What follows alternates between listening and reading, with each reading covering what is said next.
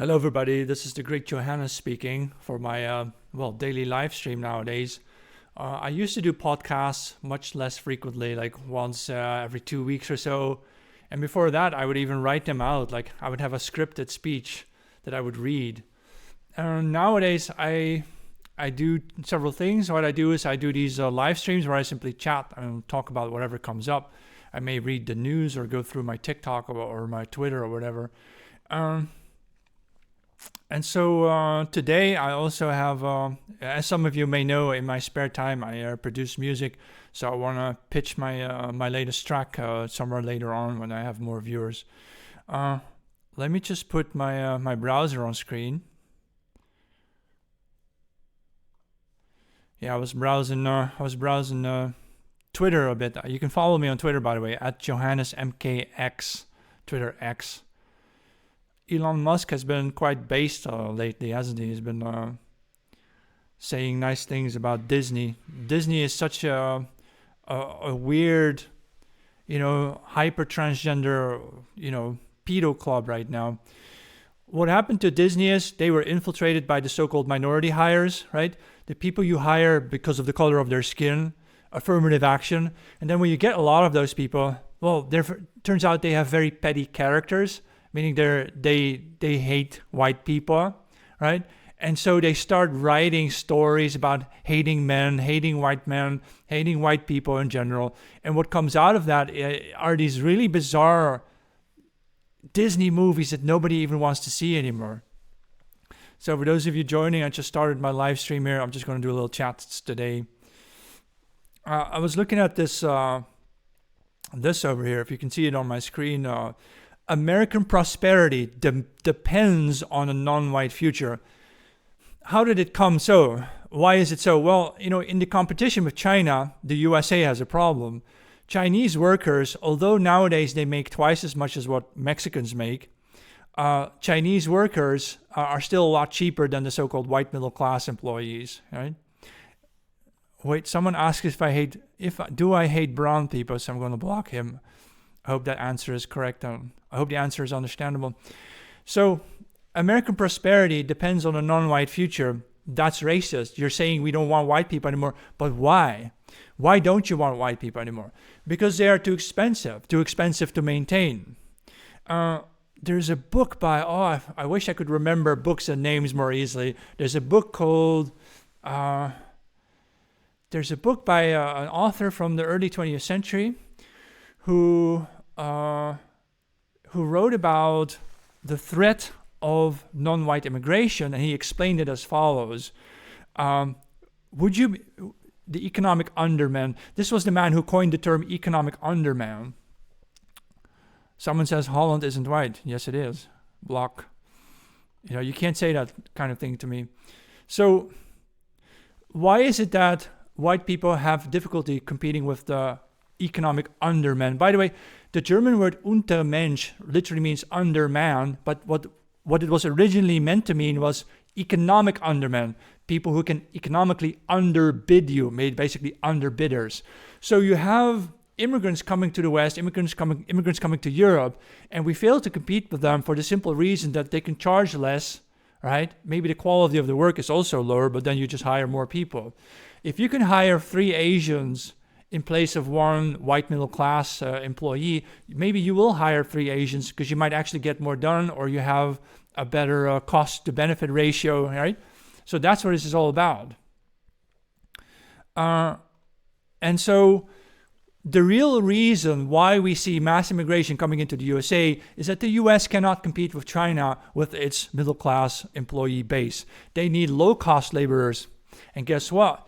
In Mexico, you can pay workers less than what they get paid in China. And that's what this is all about. That's why the USA has to open borders to all these employees coming in. Who, for example, do you think work as the moderators or as the censors of Facebook and TikTok? Companies like that. It's people who work for a couple of dollars an hour from Mexico, from Latin America. They do all the work that white people want to do, but can't do because it doesn't pay enough anymore. The white middle class has bought into the economic system. They've bought into the housing market.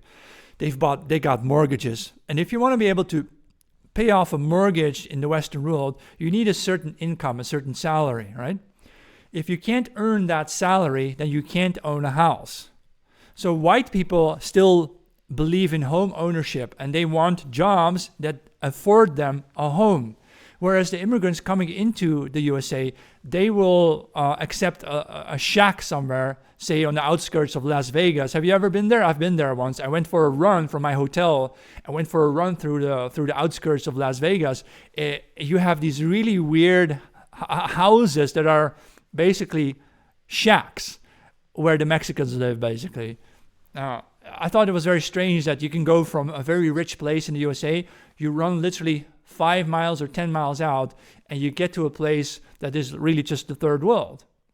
And so the third worldization of the United States, right, it means that the economic undermen, people who can underbid the white middle class, will take over, not necessarily to improve things, but merely to stay competitive to China, even if that means the destruction of your own people. And that's just absolutely,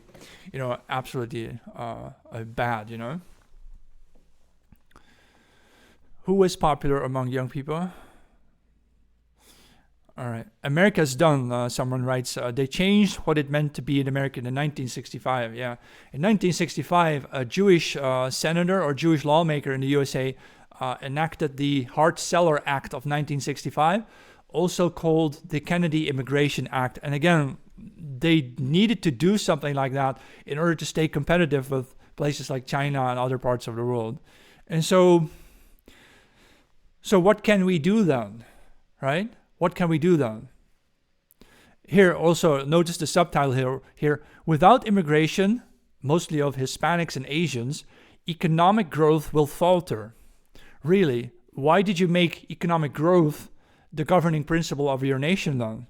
Why didn't you make, the support and the benefit of your people? Why didn't you make strengthening your people your goal? All right? Or why didn't you make a sort of cultural experience the goal of your nation? Now, you made it the 2% economic growth that you demand. But if you make 2% economic growth your goal, and you submit the whole societal organization to it, merely to line the pockets of the elites of the billionaire class, then what on earth are you doing?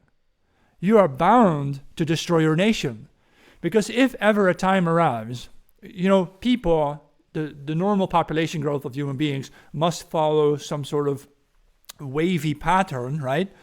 Ups and downs. So whenever you have a down period, you're just going to open the borders and flood the country with low-cost labor from abroad, right? Who are less educated and so on. And you take all that for granted because you only look at money. All you care about is the 2% growth of your nation. This doesn't make sense. There are different ways of winning, We don't have to be the hyenas of the prairies. We can also be the lions, Someone writes, I think the elites want a serf class of illegals because they have no rights and are controllable. Yeah, exactly. It's neo-feudalism. They're creating this underclass of people who won't be able to do anything other than what they're told to do. It is basically slavery, right? Hold on a moment. There's some Afrocentrists coming in. This is really weird. Nick Fuentes. Yeah, no, I've heard of him, but I never watched his show or anything, so I don't know anything about him, I suppose he is also Hispanic then, or... Either way, the United States won't do anything because the United States is an abstract concept. It's an organizational system, and it basically serves the economic interests of the elite. So you, as someone who cares about your culture and you care about your language and your festivities and so on, you care about the strength and the health and the well-being of your people, of your offspring. Forget about it. Nations are out of date in this sense. They don't care about you anymore. Instead of believing in the concept of nations, we need to understand the concept of ethno-states, where the people are more important than the nation or the state. Usually people are older than the nation anyway. The Netherlands or so, or whatever country like Germany was only founded like 150 years ago. These are young nations, but the people were much, much older. So if the nation no longer serves the interests of the people, or the survival of the people, is it still your nation? Well, you might argue that the United States is no longer white people's nation and that Germany is no longer white Germans' nation, right? But then what else can we do? Well, we can make different decisions. We can make different choices.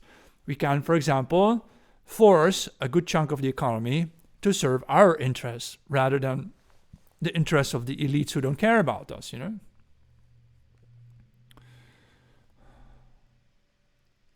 You know, I decided last time I had a live stream, I said I was going to highlight some of these cases. This happens to be a young couple. Let me see if I can get the picture on screen. Yeah, I get it on screen. So this guy was apparently murdered by this kind of thing.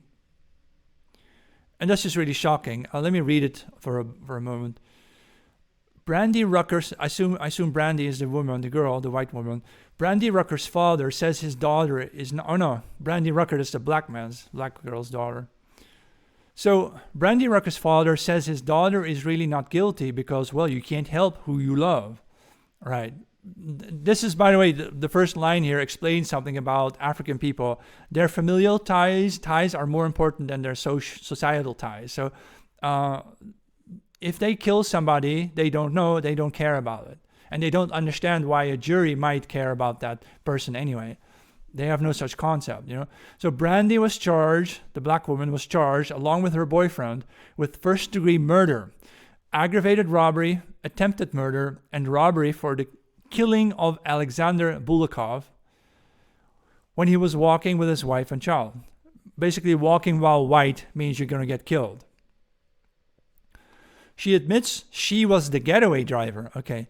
Police say the suspects were looking for victims to rob on the day of the shooting. And then you just shoot people you don't like, right? So here you have that couple that was assassinated, apparently. The guy's dead, right? And these are the killers. I decided to showcase them because we don't hear about this often enough in the news, you know? The didn't do nothings, yeah. They look psychotic, like psychopaths, you know?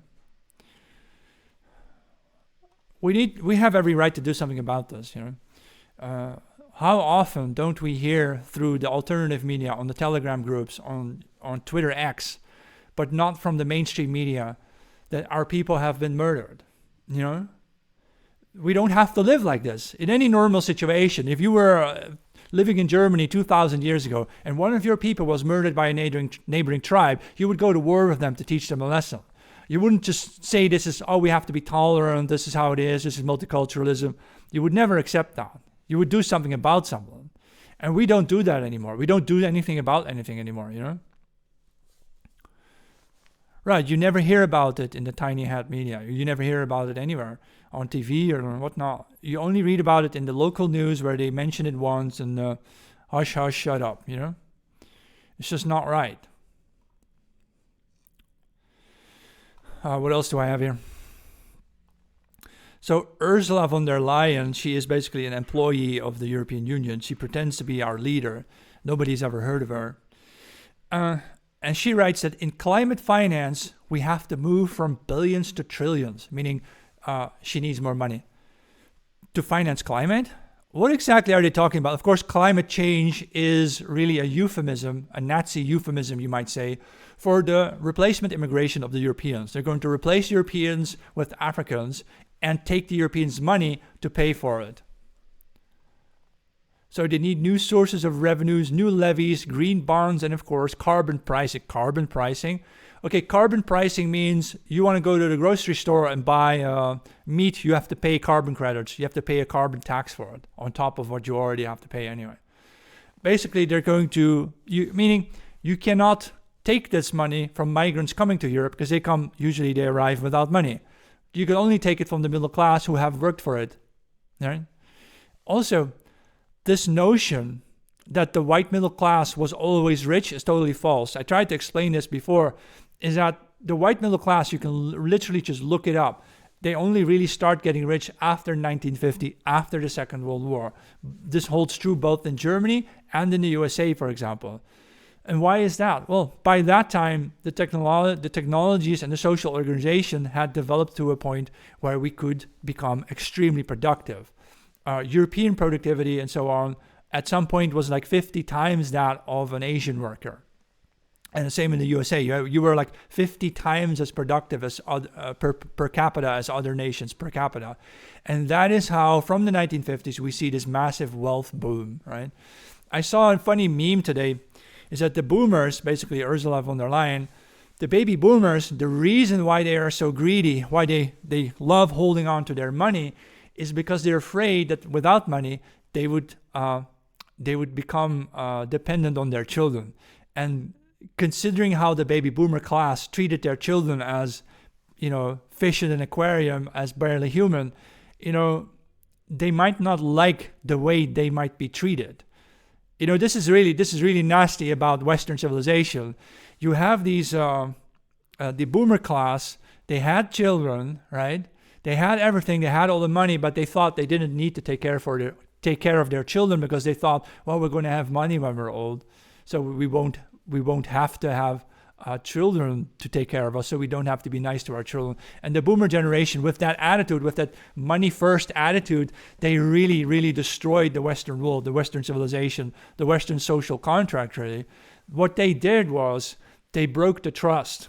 They broke a very long cycle of trust from ancestor to descendant, from grandfather to grandchild. They broke that trust by basically saying, look, we got money now, so we don't have to take care of you kids. Why don't you take care of yourself and make your own money? That boomer greed was a nuclear bomb in terms of the social order that we now have to suffer, really. And of course, they're terrified. If it might happen so that our societies go bankrupt and that our euro or our dollar suddenly is worth nothing, the boomers have a problem because they will be purged, like in that movie, The Purge, Yeah, Ursula von der Leyen is a non-elected politician, I assume. Yeah, carbon pricing is just a fancy name for a tax on CO2 emissions. Yeah, I believe so, yeah. Wait, I lost. Right. Anyway, I think what might happen is that the baby boomer generation eventually will have to pay for what they've done. They took all the money out of society and thinking they didn't need to leave anything to the rest of us. And this is also the reason why, millennials, Gen Z, Gen Alpha, why they are having fewer and fewer children, because they can't afford it, because the boomers took all the money. Instead of investing in their children and supporting the next generations to watch these generations flourish, they just took the money and ran, basically. It's an exit scam, Here, someone named Beyond Ridiculous says the boomers broke the family connection and the old ways of knowing one another. Yeah, I believe so. Yeah, that's just what really is going on here. Oh, I'm going to show you a really nasty picture. Okay, I found this on the internet. Apparently, it's real. It's this. I'll show it for a second. This is the guy Oliver Anthony, whose song I initially really liked, and then Did you see that picture? I don't even want to look at it. Man, you think he's like an original grassroots, authentic, organic singer who really sings for the common man, a man struggling to find a home and a family. And then, faggot, gay. So this is really nasty because now you no longer believe he was grassroots, right? Now you don't believe he was an organic singer.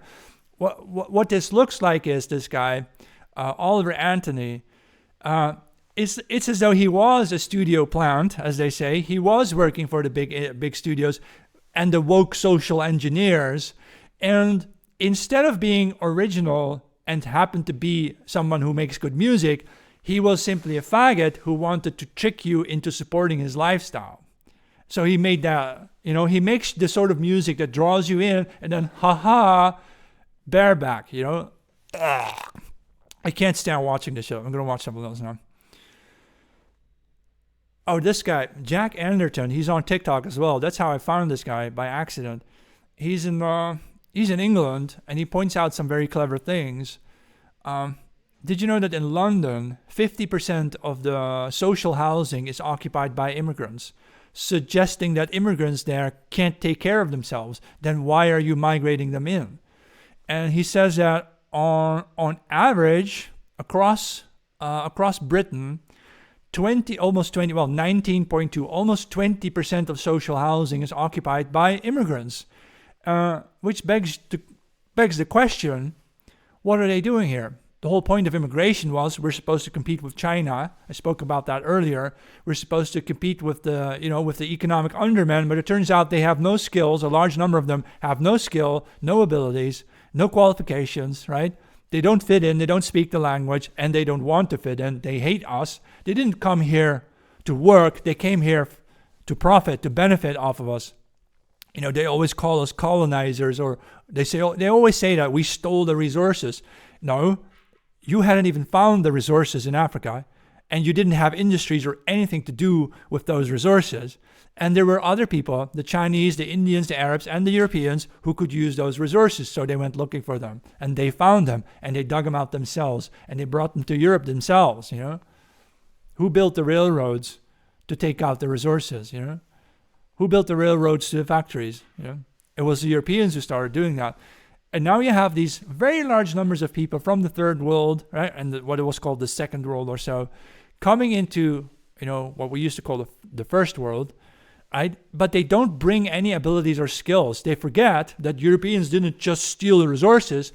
Europeans and Americans and so on were also highly educated, highly qualified people who actually spent many years of their lives training and educating to get to that level, to be able to be an engineer, for example, right? And then we work 40 hours a week. We bike to work in the wind, right? With headwind. And then you have these migrants coming here and they say, well, I don't like to bike to work. I don't want to work 40 hours a week. They don't come here to work because they can't work, obviously. That's the excuse, of course. They don't have any abilities.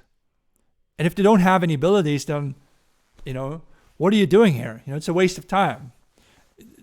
You're not going to be able to compete with China if the immigrants you bring in don't have the skills to actually compete with China.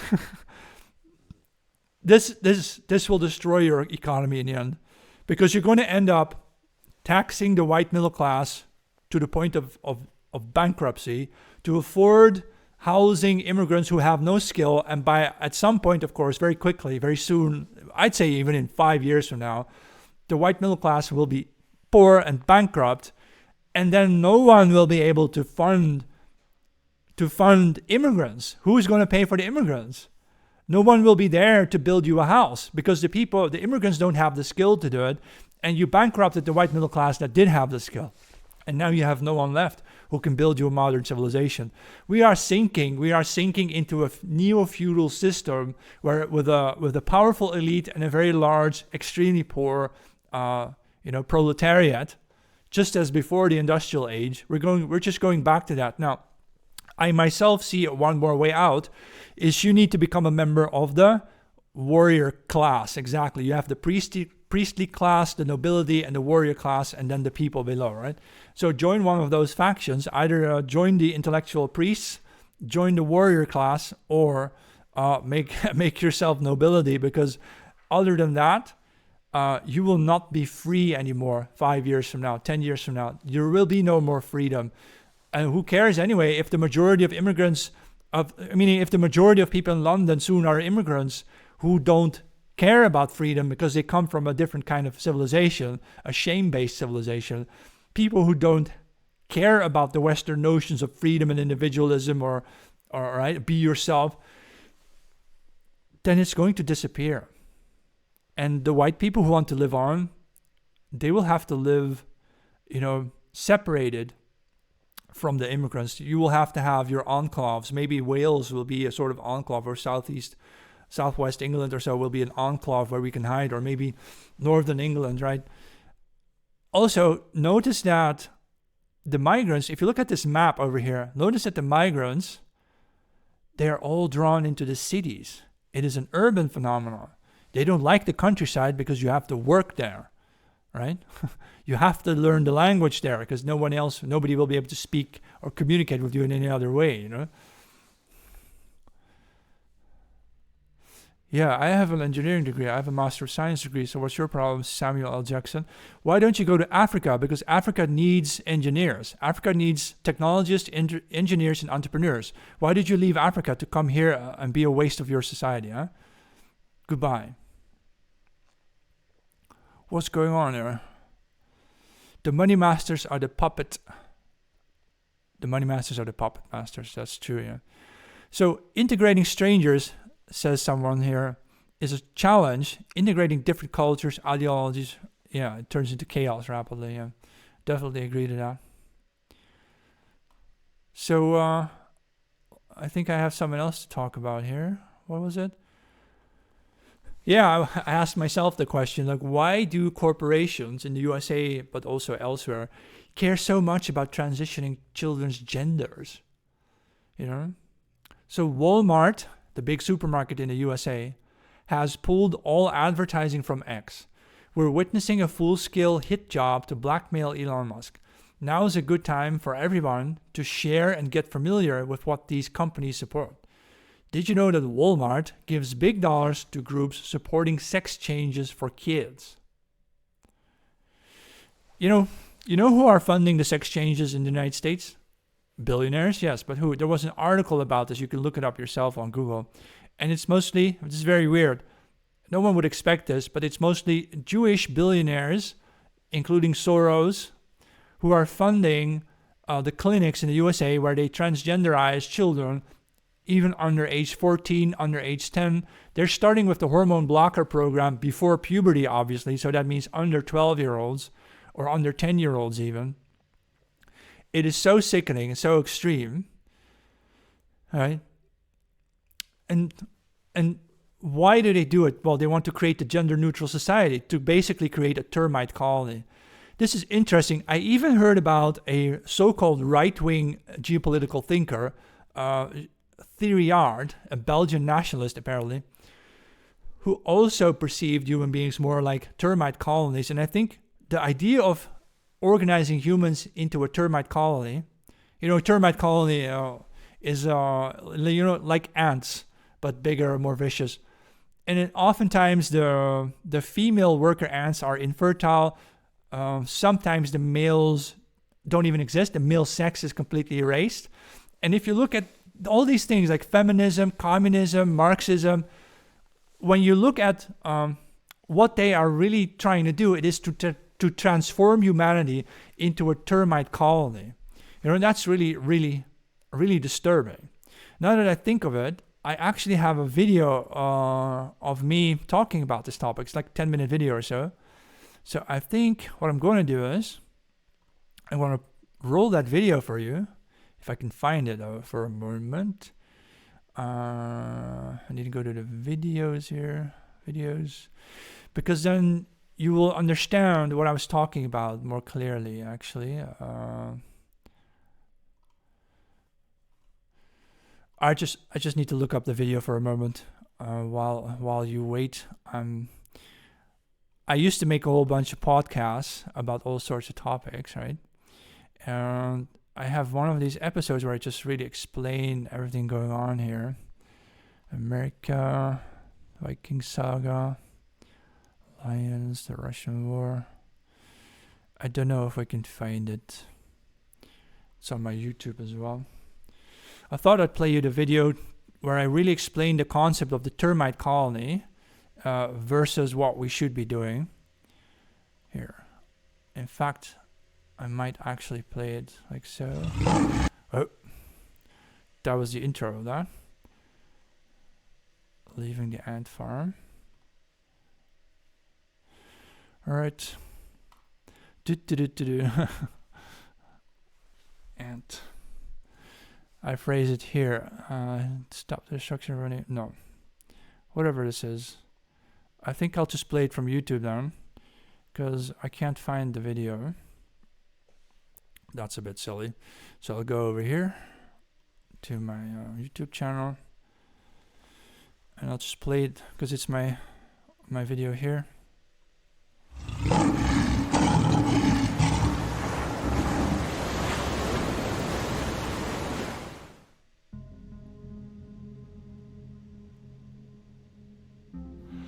it can often be very hard to understand what is really going on in the world. But once you see the right angle, everything becomes clear. The whole point of our modern society seems to be to transform humanity into a giant human ant colony. And the first thing that you should notice about ants is that they don't have a brain. They may have some nerve endings in their bodies, but those are only there for them to follow rules. The rules are laid out by the colony itself, which acts as a sort of hive mind.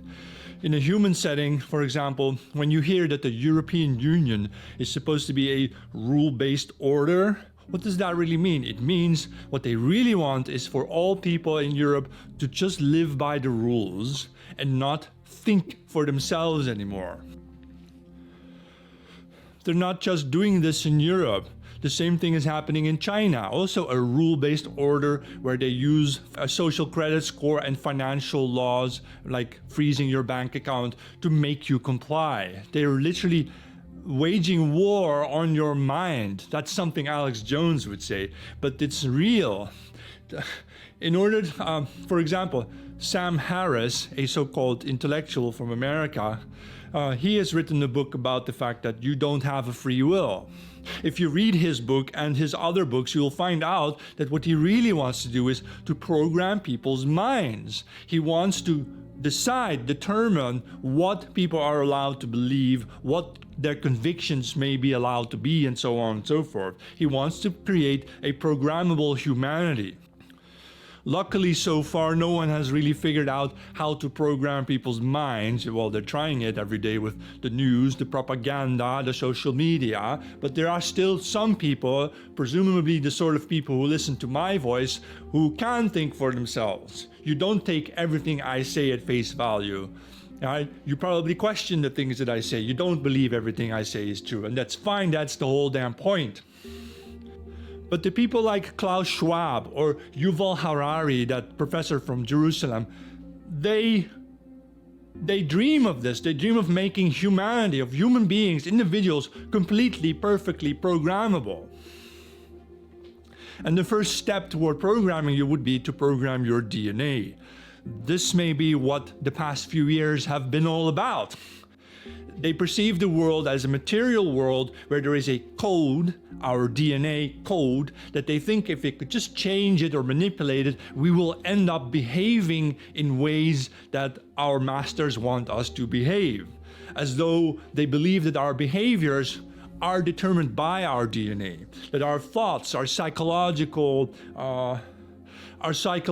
angles are all determined by these 20,000 or so genes interacting with one another, and that the gene code, if you could just change it, then we would all become the new man of socialism. We would become that programmable robot, that humanoid robot that will just follow orders, follow the rules, do as you're told. Well, you know what, we'll give you some social credits to get along, and we'll allow you to rape kids if you want. Basically, a rule-based order would make people like a severe rule-based order where there are only rules and there is no more freedom left. And this is what they're saying now, is that freedom is a pathology. Freedom is a sickness. Freedom is an illness. People who want freedom, they're just white supremacists. But if you remove all freedom and replace social life, replace human life in the world with nothing but rule following, that obviously will give people the real pathology. That's the thing that will make people completely mentally insane. That's why you will go completely insane, because you have no more freedoms, no more say in your own life. You're just a body. And have you noticed that this is how our political opponents speak about human beings? They call us bodies, bodies in motion. Bodies in motion, you mean souls? Don't you mean spirits? Don't you mean people with a free will? No, that's not what they mean at all. They don't want you to have a soul. They don't want you to have a spirit or a mind or a free will. They don't want you to have any of these things. They want you to follow the rules, like ants in an ant colony. Now, mind you that ants in an ant colony, they're all female. The soldier ants are female. There are very few males that are only used for the insemination process, but once the queen's inseminated, she may keep a king on the side, but once she starts breeding her eggs, like 30,000 a day, she doesn't need males anymore. All the worker ants and all the soldier ants are female. So you see what they're trying to do. City life represents the life of ants, of human ants. They don't want you to live in the suburbs anymore, because that would be like off colony, outside of the urban colony, where you might live your own life and have your own rules in your own house, in your own home. No, the rules have to be universal, applicable everywhere, including in your own home. This goes against human nature. The problem here is that the more intelligent people are the very ones most susceptible to following the rules. And let me explain that for a bit. The rules are many. There are millions of rules and soon to be billions of rules. If you read the Talmud, for example, it's a Jewish book of rules containing almost 10 million words and probably a million rules or so that Jews have to live by, which is effectively impossible, and that's what it's all about. Because it's impossible to follow all those rules, because the rules are also internally conflicting with one another, it drives you nuts to the point where you will cease to think for yourself at all, except if you're extremely bright. The extremely smart people, the very highly educated people, they can start rationalizing the rules. They start rationalizing the internal conflict and say, oh, that's actually normal. Oh, that's actually how it's supposed to be. And they can make you believe, they can cook up stories, they can invent narratives, imaginations, to convince the general public, who might not be as educated, might not be as smart, but to convince the general public that their reservations, their concerns are all fiction. Your concerns aren't real. You don't really want freedom. You don't want to support the truckers in Canada. You just want to be told what to do. And here's the reason why. And they give you this massive baloney story, total horseshit, but they tell you every second of the day. Every time you turn on the news, they tell you that story. Every time you turn on the radio, it's that story again. Every time you look on your social media, there's that story again. And they tell you it so often and over and over and over again, you don't really want freedom. You want to be told what to do. And here's our bullshit story we made up to convince you that we're right. And after some time, slowly, people get tired of this bullshit and they submit to it. They get tired of the bullshit and they submit to it. And this is how it works. And this is what our job is. The job of the resistance also has some smart people in it. We need some smart leaders, but we need those smart ones who realize that it's not their job to bullshit the people into slavery, but to tell the truth.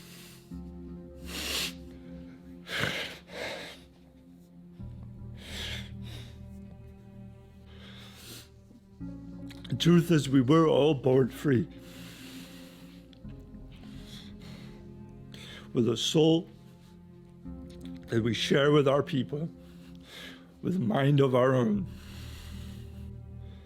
And anybody who tells you otherwise is lying to you. Yeah, I got really emotional during that last bit. I think this is one of my better speeches that I ever did.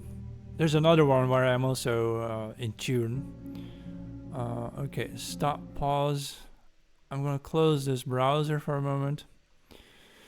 Yeah, I tried to explain in that video, I hope you watched it or if anybody saw it, that the great intellectuals of our world, the globalists, the cabal, whoever we call the elites, they see people not even as cattle anymore, but as termites, as ants. And they want to organize society in such a way that we simply follow the rules and they get to have all the freedom they want. You know, it's really disgusting, you know. Yeah, we're rapidly losing our freedoms, you know. Okay, by the way, some of you may know that in my spare time, I sometimes produce music. So switching to another topic, I wanted to pitch my latest song that I made. I started working on this just yesterday, actually. And I wanted to just give people like a raw uncut version of a song I'm working on, so it's not finished. I haven't mastered it. I haven't, I just want to play it so that I can maybe review it.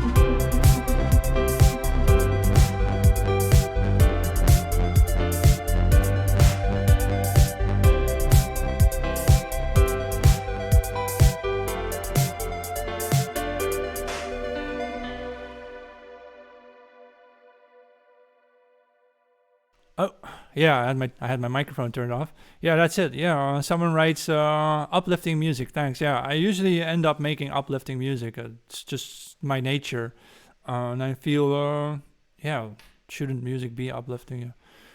Amazing what a few chords can do. Exactly. Yeah. So this song isn't finished yet. I haven't even thought of a title for it or a name for it. But eventually it will show up on my Spotify channel where I post all my music. If you are interested in my music, I'm self-advertising here a bit. Go to the JMK on Spotify. It's my artist page. I'm a verified artist there, the JMK. So let me see if I can just do some interaction with the audience here. because usually I round it off after about an hour of speaking or interaction. So I've got 15 minutes in, so maybe I'll just interact a little bit, see what. So do you think Europe will rise again? Yeah, I'm a creative person, right? So I wrote a book called Revival of the West, Securing a Future for European People. And yes, I definitely believe that we will be able to rebuild the European people simply by seeking out our long-term interests. What do we want to do? Are we going to focus on space exploration, for example, or something else? It can also be a religious revival, which is what I think will happen anyway, a religious revival, precisely because we have arrived in a time of nothingness. Nobody cares about anything anymore, right? And then people feeling that the world is dying, they go back to religion, which is a good thing, because that would be an age, a couple of centuries of great new creativity, all right? Creative expression rather than simply changing your gender. They call changing your gender self-expression, but of course self-expression is rather making music, writing books, singing, writing poetry, or making things with your hands. Like you want to make a birdhouse. Even that is better than not doing anything at all. I think there will be a creative revival, and the European peoples, through all that creativity, they're going to find their way again. They're going to find out, why were we put on this earth? We weren't here merely to come up with modern civilization and then all of a sudden get replaced by people who couldn't care less about what we built. That is not the purpose of our existence. If you've ever heard of the Greek word apotheosis, apotheosis is like, I can't even translate it. It's like the highest achievement of your people. We haven't achieved this yet. We aren't done yet. We have not reached our destination, nor have we achieved our destiny. Nice lobby music, yeah. I suppose maybe it is elevator music. Yeah. I don't mind. When I make music, by the way, I nowadays don't fix myself on a style or a genre anymore. I usually always start with a melody. I just play it on my little keyboard here, and I come up with a melody that I think is, it's a good starting point, and then I try to build it out, right? You have you have a melody, but then you look out the chords. Okay, what are the chords for this melody? What do I do with that? And then you try to layer it and pad it, not just with extra sounds, but rather also with other melodies. So you have one melody and then another one on top that goes well together. That's how I think I usually make music, and then I get the beat. I do have a preference nowadays for that synth pop, the 80s beat, with the snare hitting hard on every second beat. Yeah, I do have a preference for that kind of beat nowadays. But it can be synth wave or bass music, or sometimes I make trance music. So I don't really fit in any kind of genre. So I make all sorts of music, yeah. Amiga music, yeah. Yeah, I think I know what you mean. It's the old gaming system, right? Or yeah, everything's poisoned by Scientology. Yeah. So I don't know anything about Scientology, but I do know a bit about the Freemasonry. It is really a cult of secrecy where they teach members how to keep secrets. And as you rise in the ranks of Freemasonry, you learn how to keep bigger secrets. And basically, it's all about trust. But then you can do good things, but you can also do bad things, right? You can organize crime in such a way where you and your Freemasonry buddies keep a secret, and it's not really my thing. I did think of joining something like the Freemasonry once. Now I'm glad I didn't, because it's really based on the old Judaic Hebrew occultism from ancient Egypt, for example. And although it has influenced Europe tremendously, especially through Catholicism, that doesn't mean I want to join a club like that. I am still looking for a sort of club that I would like to join, where I can basically,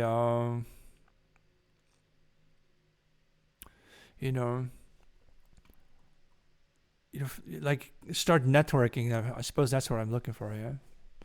Yeah, best bit music here. Through the recent tragic events, there's been a small window to kind of speak up. Now is the time, yeah. That's true, yeah.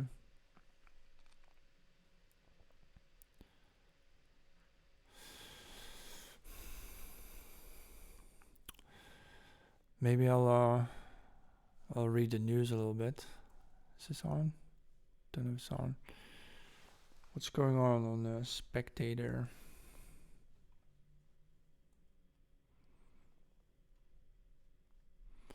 Putin's loyalty cards are a new low for his regime. What does that mean? Henry Kissinger is dead. Yeah. And all right.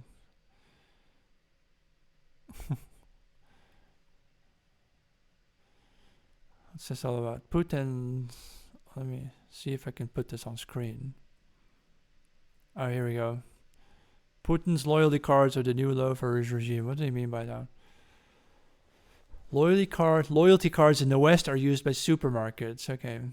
And in Russia, it is different. The Russian TASS news agency reported on Wednesday that the Ministry of Internal Affairs has prepared a mandatory loyalty agreement for all foreigners entering Russia. Okay, well, I get it. They don't want spies. Okay, it makes sense. But how do we deal with that in the West then? How do we deal with people who are disloyal? Well, we debank them, or we censor them, or we block them. So it's not like we're better, you know. Oftentimes the Western world presents itself as better than Russia, but then we just do it differently. Like, remember when Belarusia forced a plane to land so they could arrest somebody? We would never do that, except we tried to do it with Snowden in Vienna. They forcefully landed a plane in Vienna thinking that Snowden was on board. So yeah, we also do that. We just don't talk about it as much, you know, and that's the difference.